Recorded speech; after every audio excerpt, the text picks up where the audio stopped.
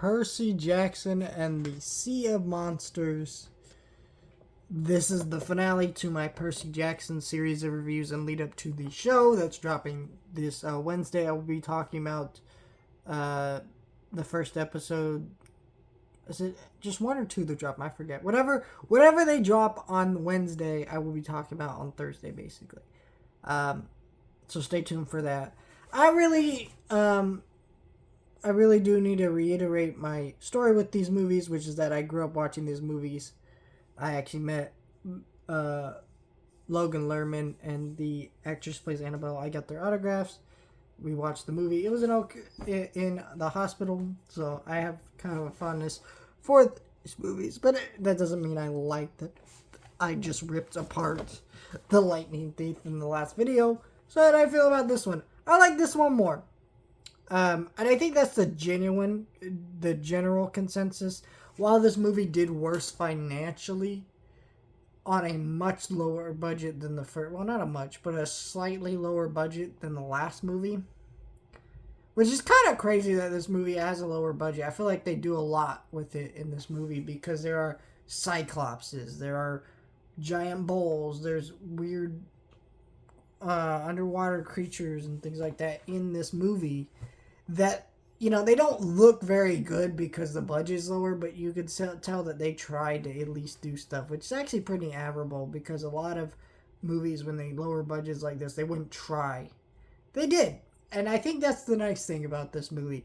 It's also just a more entertaining movie because more things are happening in this movie, where the first movie is setting you up into the world and it's really slow, and it's a lot more bland looking, where this movie, the color palette isn't quite as bland, but that also might just because we're getting all these different ocean sceneries and things like that.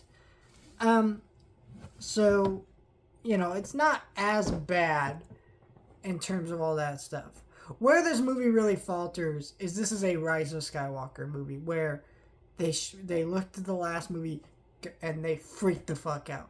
They're like, that shit did not work. Let's take it back to the drawing board. They tried to appeal to everybody, and nobody liked it. And that's what this movie is. It's not as bad as The Rise of Skywalker, but it's pretty up there with some of the ideas that happen in this movie. Because, like, at first you got, like,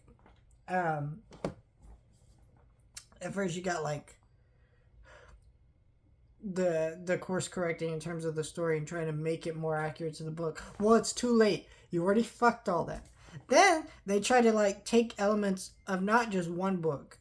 They take, like, a bunch of elements of all the books. I think the climax of this movie is what happens in the third or fourth book or something like that. Like, it's not meant to be in the second book because it wasn't in the second movie.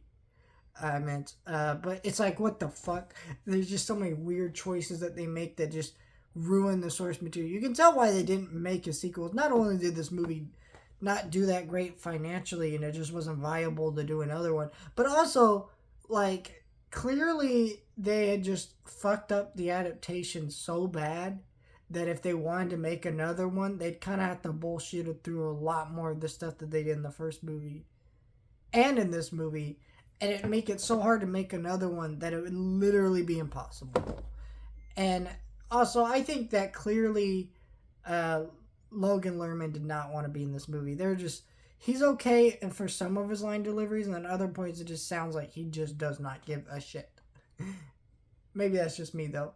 And then I don't like his new half-brother as the Cyclops kid, because I get it's a thing in the book, and I'm not mad that he's here.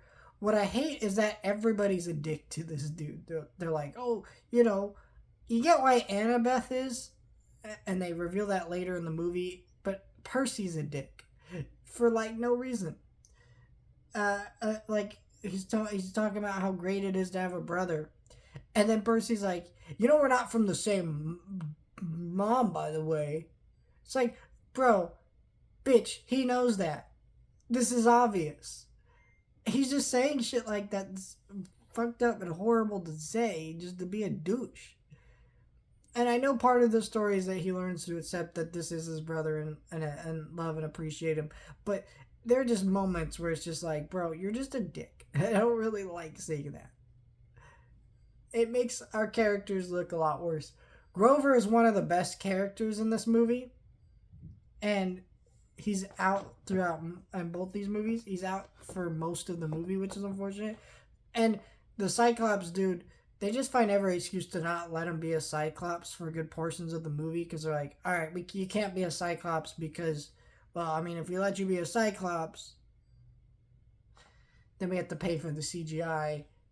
And it just sucks because then it's like, it doesn't even make sense. Like when he's put on the sunglasses in that one scene, and you're like, he's a Cyclops. They don't cut, like, he can't see through them because of the way those glasses are built. It's just a lot of stuff like that. You're like, okay, this movie isn't great. Um, it's got a lot of problems. But if someone watched this movie and told me they liked it and they thought it was entertaining, I could definitely see why. Where in the first movie, I kind of could see it, but not really because it's so boring. And I literally had seen that movie like probably 8 or 6 times throughout my life, and I couldn't tell you anything that happened in the first movie, except the stuff that's in the books. And so like that's where this movie falters for me. It just isn't great. But I am happy I revisited them. I'm not going to ever rewatch these movies again. Not really a fan, but it is nice to have them in my collection on Blu-ray as part of my collection because of my childhood nostalgia with these movies, and just nice to revisit them. So, yeah, I don't know. They're alright movies, but just did not work for me.